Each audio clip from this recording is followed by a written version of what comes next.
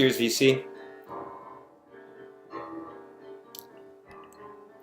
It's Roger back with the video. For you beer geeks out there, drinking 1554. This is New Belgium. It's an enlightened black ale. I don't love everything that New Belgium does, but I really like this a lot. It's very smooth, dark. Almost like a porter. Nice for these cool autumn evenings. So again, another couple of weeks have gone by without me making a video. I've been so busy. I've been in my studio. Last week, my nephew Brian came over, installed this beautiful desk that he built for me, got the computer, Pro Tools, the interface all set up, recording systems now up and running, which was no easy feat. Thank God he was around to help with that. If I'd been on my own, no way. I don't know why it has to be so complicated. A lot of copy protection stuff, iLocks, licensing, passwords. Ugh. But it's working. Did some first experiments. I'm really happy with the way things are sounding. It's kind of a steep learning curve with Pro Tools, but I'm getting the hang of it. Looking forward to really getting some work done down here. The other thing I've been doing down in my studio is getting ready for this performance I have coming up next Thursday, the 14th, at this Indeterminacy series at Zeitgeist Gallery in Nashville. I've been asked by a friend of mine, composer, Vanderbilt professor Stan Link. This is his CD on Albany Records. This is electroacoustic music.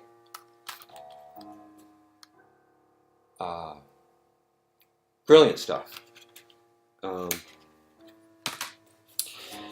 asked me to perform this early piece of his for piano that he wrote when he was still a student studying in Vienna with Roman Havenstock-Ramadi. Some of you may know this composer. He's famous for his graphic notation, for inventing new kinds of notation for music. And so this piece is Stan's example of invented notation. So I'll show you a page from the score here. As you can see, I mean, if you know about standard notation, this is not standard notation.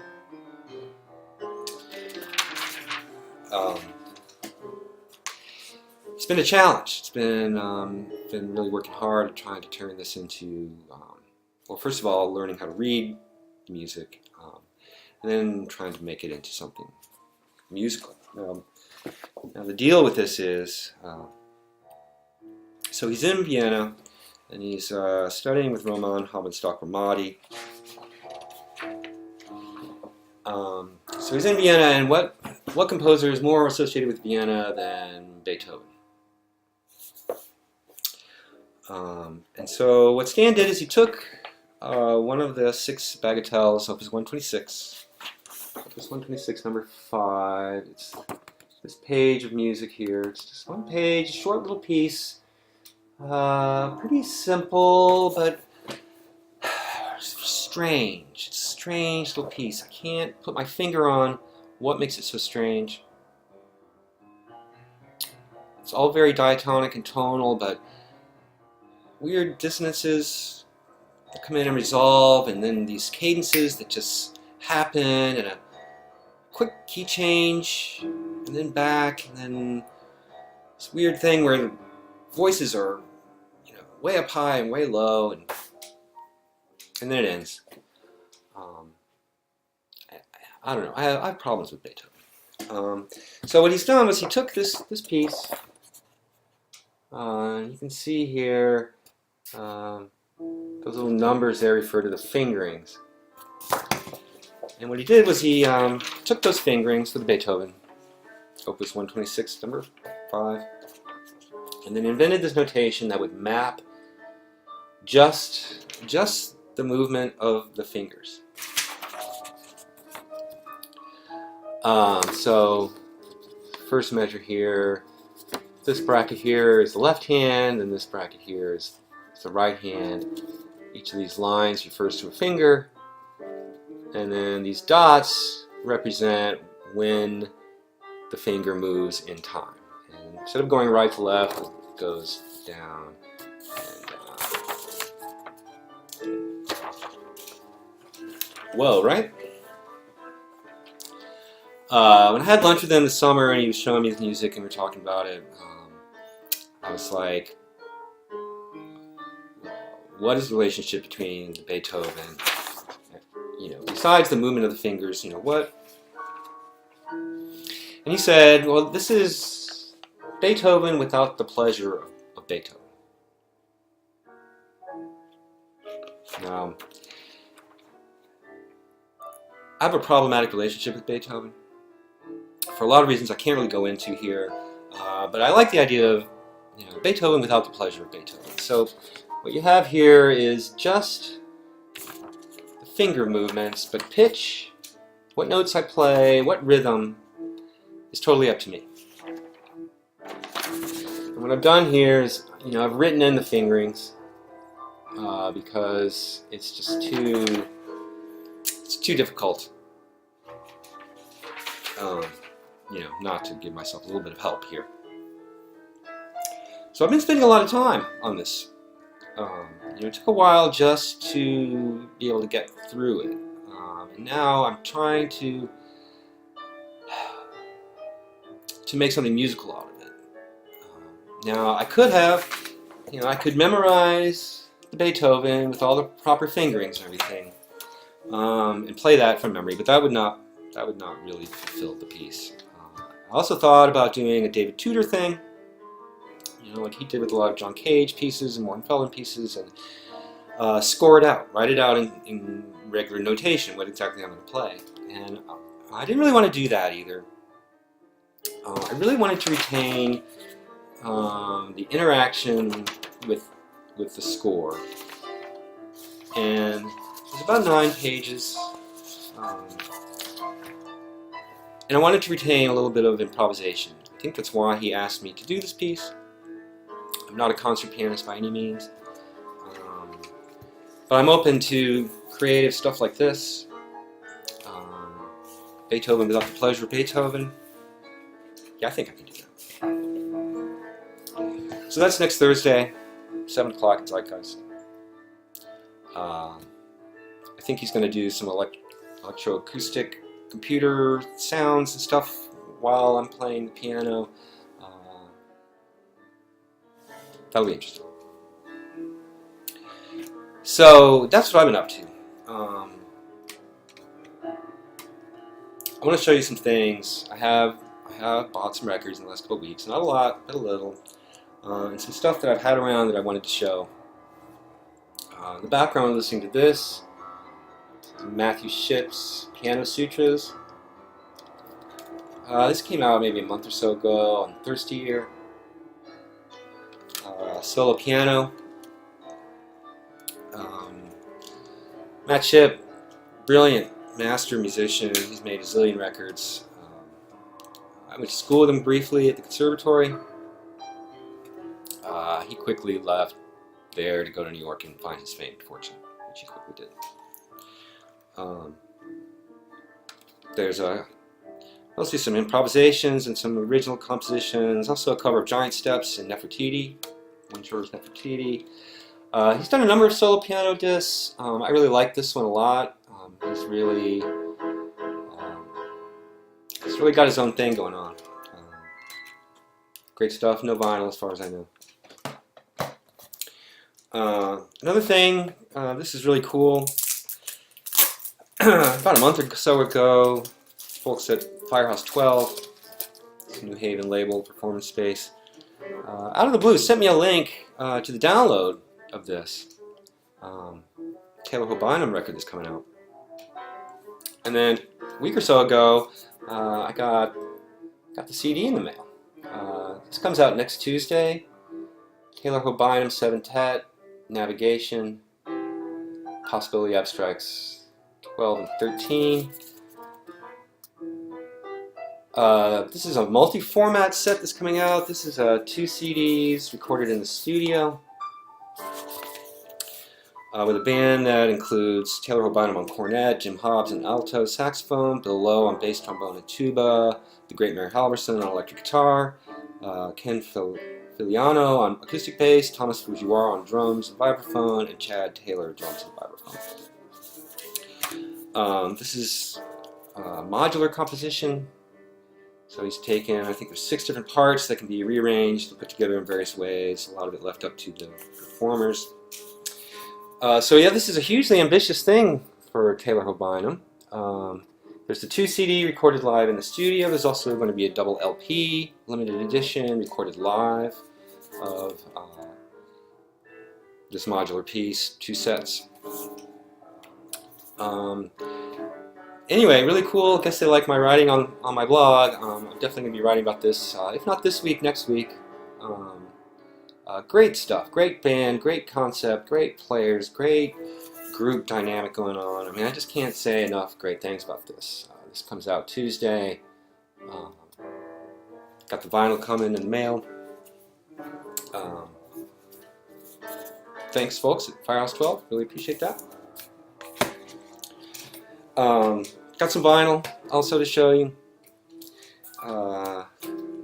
Another single from Robert Pollard from his forthcoming record. This is called Return of the Drums. It's a double-A sided single. Back when my museum needs an elevator. The album's called Blazing Gentleman. Comes out December 1st, I think. Great rockin' stuff. Typical Pollard. Happy to have it. Another record came in the mail, I guess last week. I was kind of surprised because I ordered it over a month ago, and I just figured it had gone out of print and sort of forgot about it.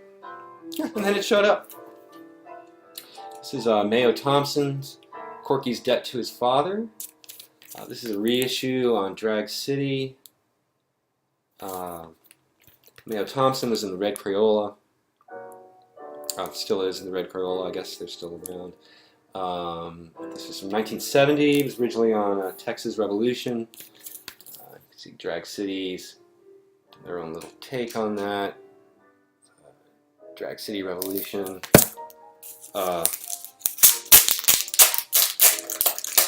Beautifully done reissue. Normal weight vinyl, but a nice heavy jacket, and comes with a bonus 7-inch with Woof on the A side, and an actual performance of John Cage's 4 minutes and 33 seconds, performed by Sergi McGugly, commissioned by Mayo Thompson, recorded October 1969 in Houston. It's great. You can hear him raising and lowering the piano lid, keyboard lid, and ambient sounds. It's great.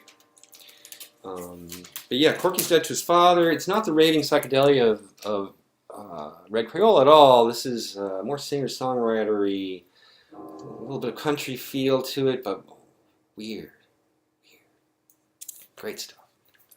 So I guess this is still available. If you're interested, I'd jump on it pretty quick.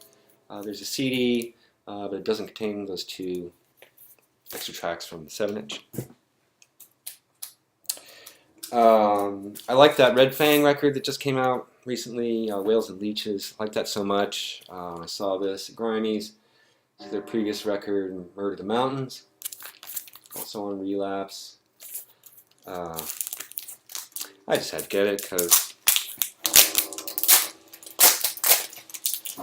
I like metal sometimes. This is some good metal. This is a nice die cut thing happening here.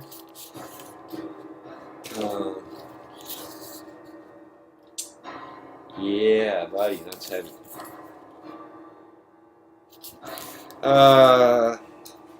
Sludgy Portland metal stuff. This is maybe not quite as satisfying as their latest one, but still good rockin' stuff. I read in the newsletter on Grimey's that they had gotten in this Chrome thing. 2 LP set, outtakes from Half Machine, Lip Moves, and some other stuff. But apparently it didn't come out. So I was at the record store asking about it, looking in the bins.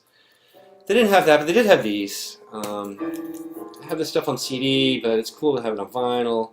This is Half Machine, Lip Moves.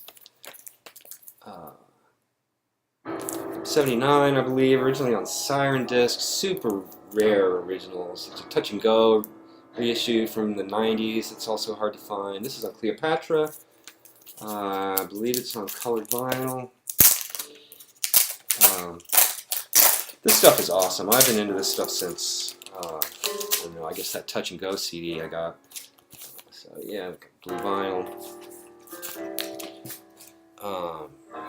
Primitive, spacey, home recorded kind of lo-fi, space rock, acid damage, just whew, great stuff. I also had this, Third Stone, no, what is it called? Third from the Sun.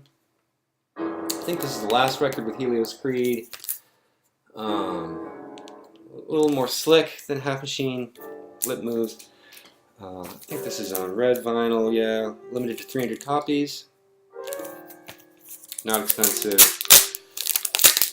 Guess I'll show the Lollipop vinyl, because that's fun, right? Yeah, so. Chrome. Yeah, really dig this stuff. Looking forward to that 2 LP outtakes thing. Hope that comes out soon. And I, did a little digging. Great Escape was having a big sale. I also like to pop into Grimies. I just can't help it. Got a few things. Cheers. Oh, that's good. Now, don't laugh. I'm a little late to the party on this. I don't know, I was goofing around on YouTube and I found some videos of Live from Daryl's House. Now I knew about this, I'd read about it, I never really checked it out. I think what I saw on YouTube was some stuff with Todd Rundgren, who's another guy I kind of neglected. And I was blown away. I was just, this is old news to most of you folks, I'm sure. But it's just a bunch of guys, real pros, getting together, knocking out an arrangement, doing the song.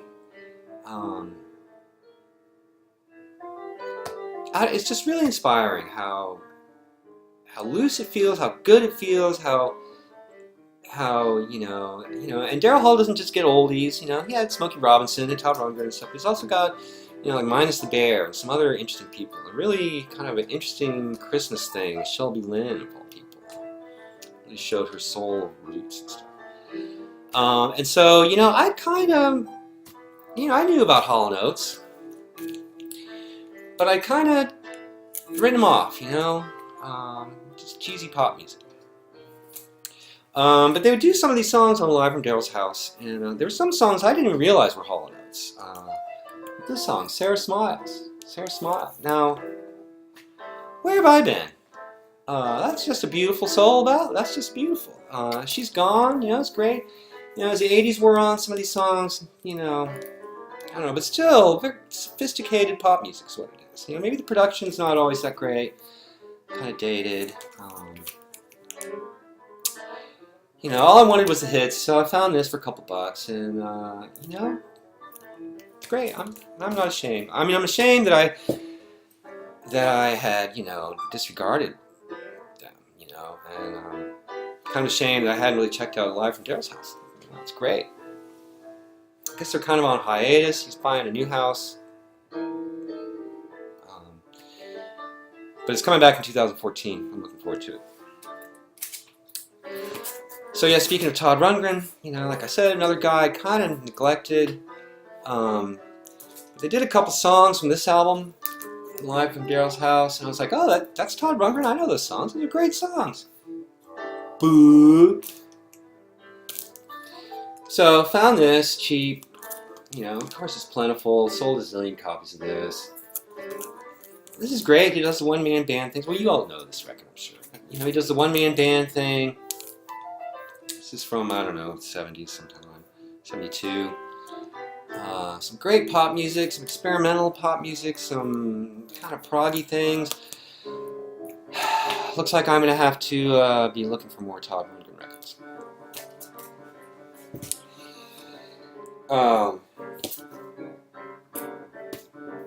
Found this pretty cheap, actually. George Duke, I Love the Blues, You Heard My Cry, on the NPS label.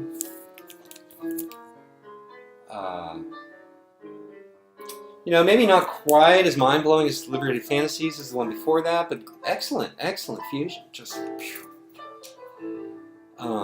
really happy to find that.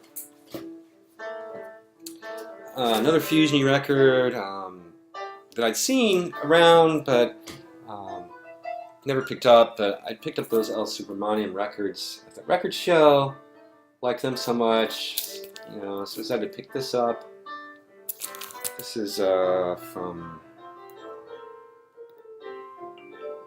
80 sometime.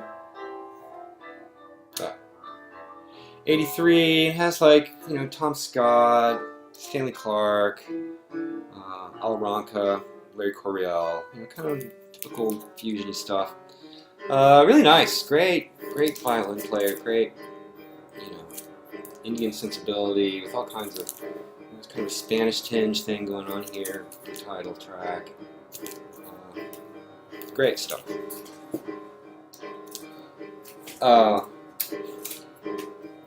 Digging around the 99-cent bin, you know, I didn't expect to find anything. Saw this. This is Tor Dietrichson, Global Village on Global Pacific from 1987. I didn't really know anything about him, but I saw some names: Paul Horn, Zakir Hussain. Love the cover. Totally mint, except for some writing. You know, it was a library copy, you know, radio station copy. Otherwise near mint. Really nice world fusion stuff. 99 cents? Hell yeah.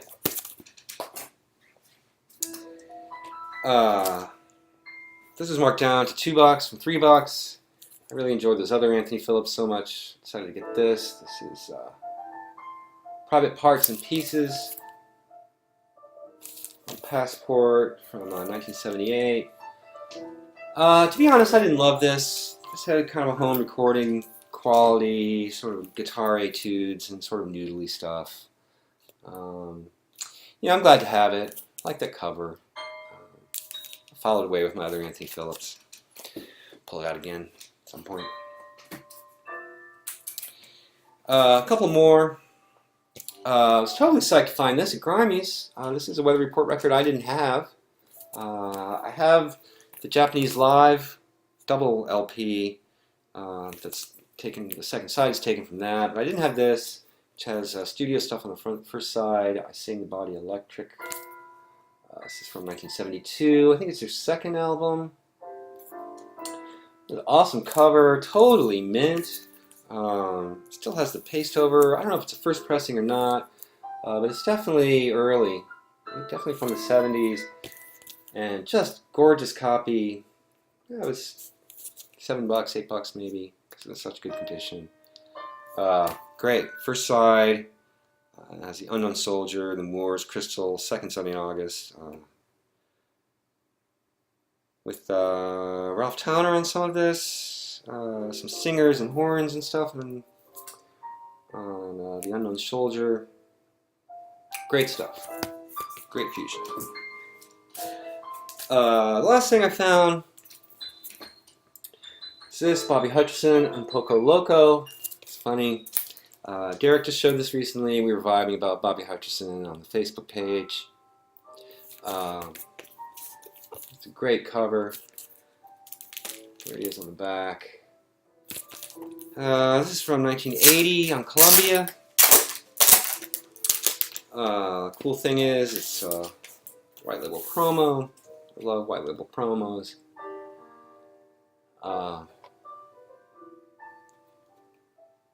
It was really dirty and kind of scuffed up, but cleans up great. Really nice. Kind kind of funky fusion, but still in a fairly straight-ahead jazz mode.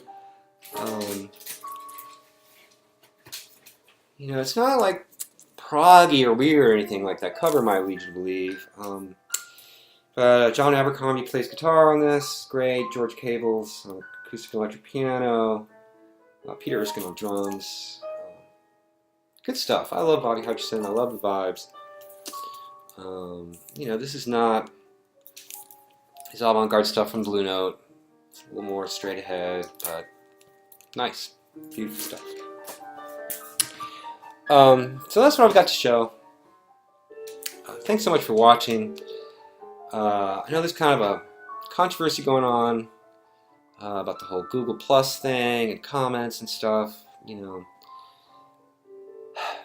people are threatening to not make videos anymore. I hope that this doesn't wreck the VC. You know, it would figure I finally find this cool place, and you know, the internet companies, megacorps wreck it. You know, that would just suck. Hopefully it's not going to be the end of the world. It's not going to be the end of the VC. I've had a Google Plus account for forever. I never ever look at it. When I look at it, it's just a disaster. I mean, if Facebook is bad, Google Plus it's unusable as far as I'm concerned. But, you know, whatever. I've always done stuff under my own name anyway. I've got nothing to hide. You know. Cheers, VC. Keep strong. Bless you all. I will see you soon.